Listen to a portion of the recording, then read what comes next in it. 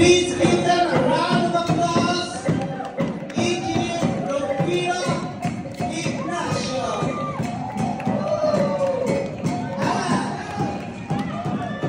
Kuya Frank Rivera. Rivera Maxalos. And the Cultural Center of the Philippines. Carmencita Reynaldo. Dito na lang kayo sa baba. Happy parents sila. Uy, si Mayor Pinagor.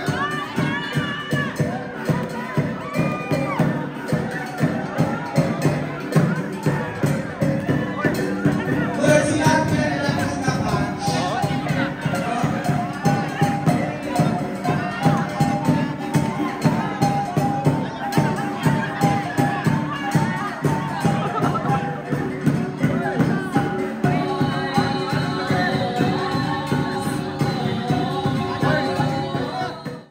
The golden anniversary of Sining Cambayoca Ensemble, dubbed as Bulawan, Sindaw, o Cambayoca. Yeah. The years of dedication, innovation, and unwavering commitment that have brought us to this milestone is a testament to the vision, hard work, and collective spirit of all those who have been a part of this remarkable journey. And as we reflect on the extraordinary achievement, I would like to take a moment to express my sincerest gratitude to all the individuals who have played a pivotal role in making this celebration truly a reality. Our esteemed committee chairs, spearheaded by our incredible Cambayoca superwomen, led by Madam Cecil Balisado Mabuhay and Madam Beverly Tampis Tambol. Their tireless efforts, meticulous planning, and unwavering dedication have been instrumental in ensuring the success of this golden anniversary, casting its shade of inspiration and creativity upon countless lives. I strongly believe that the Singing Cambayoca Ensemble is more than just a theater group. It is a catalyst of cultural expression, a platform for social commentary, and a sanctuary for artistic growth. And through its productions, it has given voice to the voiceless and entertained sacred audiences with our unforgettable performances. The popularized Cambayoca theater form, which Mr. Frank Rivera experimented and pioneered in 1974, is a form of artistic expression that played a significant role in the holistic development of all Cambayoca members. I do not have to mention one at a time all the testament why we say that the holistic approach na ginawa niyo, Mr. Frank Rivera, kung nasan ako ngayon, kung nasan si Boy Nicolasin, kung saan yung mga members sa US and all, they are all living witnesses to how you did your best in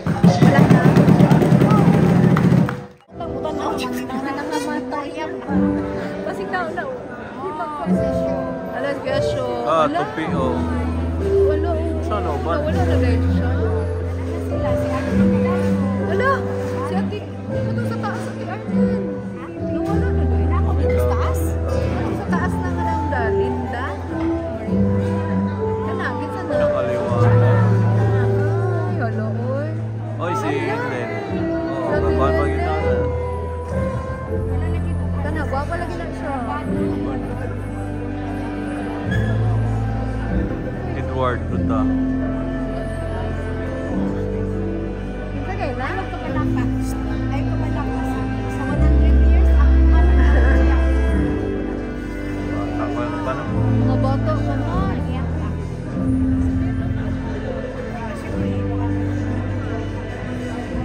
Ay, si Rosmar.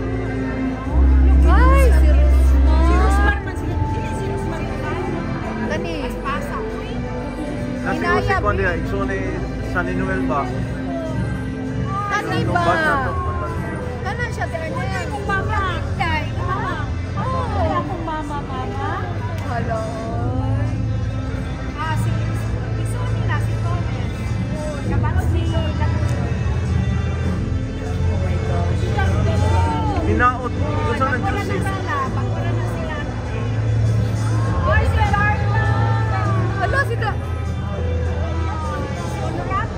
Okay ba no? Oo na sila. Wala na akong kailangan. Ay, sigurado. Okay naman sa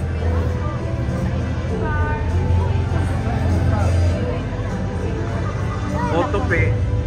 Si Kuya Tupi, no? Ha? siya na. Gana, Ate Arnel. Para, tupi. Ano ka tupi? Uy, si Jin Likop. Si doktor na.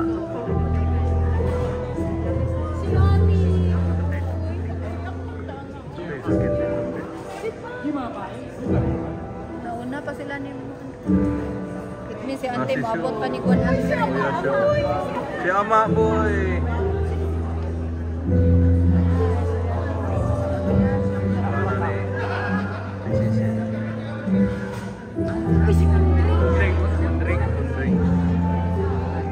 Si Ama. Paano na activity? Ako si Boy.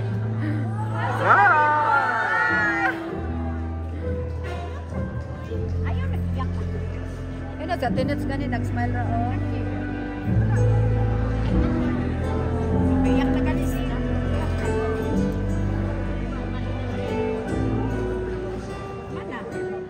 They live in a breath, woven in the tapestry before the hand of death. Their hearts were a canvas painted with flame. Each gesture, each note spoke more than a name. They told us of a joy, of pain, of the fight for the love of humanity, for justice and light. Their art was a mirror held up to the soul, reflecting our country, its parts and its whole. Through the sweep of their movements, the rise of their song, they whispered, "We are here, and we all belong." Now the stage is quiet, the music grows Kuya po. clear. But their spirits remain with strength and with will. In the air they once filled, their echoes still ring. A dance never ending, a song still to sing. We remember their passion, their grace, their fight. They gave us a voice, they made wrong things right. In the heart of our country, their memory remains. A legacy living through joys and through pains. Ilang dyan may alda na kaya. Take two. Like it is feeling good. Hindi pagbati ko tingus ihalag ko kanino pinanggap ko bidang ka sa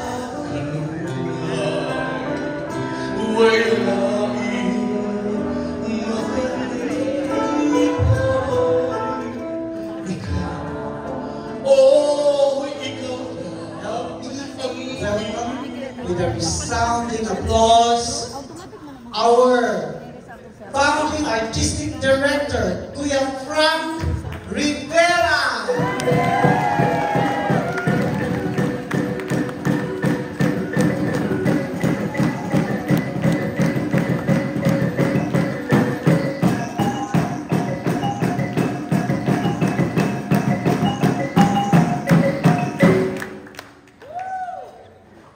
Assalamualaikum warahmatullahi wabarakatuh. Assalam. I went to Mindanao with a vision. The vision was bring together the masses, bring the arts to the grassroots. We all thought that the vision was good until I came around in 1974. Please excuse my pagmumura. The vision was bullshit. The vision of Beta and all of the other theater groups until now is wrong. Dumating ko sa MSU with that vision. Pagkatapos nakita ko sa MSU, pinagmamasan ko ang bawat isa. Sabi ko, oh, Chris, ang mga taong ito ay hindi na subjugate ng mga Kristina. Hindi na subjugate ng mga Amerikano. Pagkatapos, dadating ang baklang ito ng taga-Maynila at isasubjugate ko kayo sa ating art.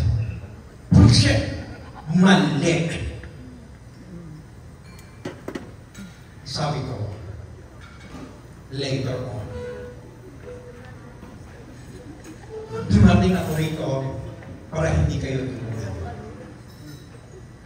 Dumating ako rito para tuklasin ninyo kung ano kayo, kung sino kayo, kung ano kayo mayroon. At yun ang ating palalabihin. Hindi ang sining ng iba, kundi ang sining natin. Siyempre, nang sinimulan ko ng vision yun, ang daming lumapit sa akin. Ang daming lumapit sa Kambayoka, tinawag tayong Kambayoka dahil bayot ko.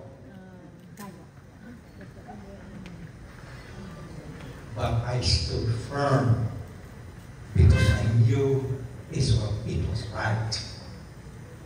And after 50 years, lahat ng lumapit sa akin, ginagaya tayo. Dahil nabuklasan nilang tamang ipaglaban ang sariling diwa, ang sariling katauhan, ang sariling bayan.